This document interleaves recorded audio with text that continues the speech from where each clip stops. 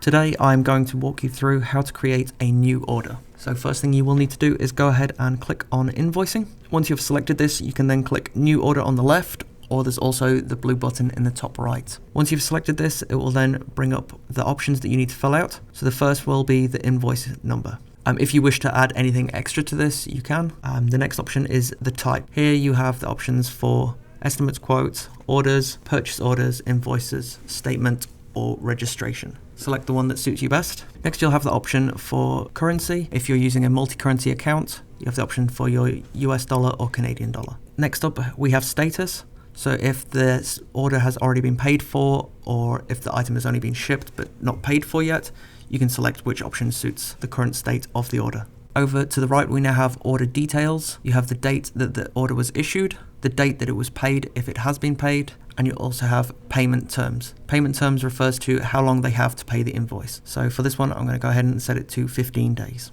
Once all of this information has been filled out, along the bottom you have the options to add an existing customer or create a new customer. If you are creating a new customer, you just need to fill out the information as shown here. If the shipping information is all the same, you can just go ahead and tick the box and it will remove that option. If you are adding an existing customer, you can just go ahead and begin typing their name, and you'll see that the existing customers begin to show. Select the customer that you are creating the order for and go ahead and click save in the top right corner.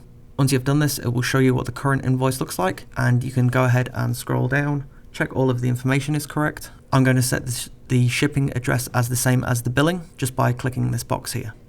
Next thing I will need to do is add a product to this order. I can do this by typing in the name of the product and also entering in the quantity. Once you've added that, it will automatically calculate the tax, as you can see the tick box here, and give you a total.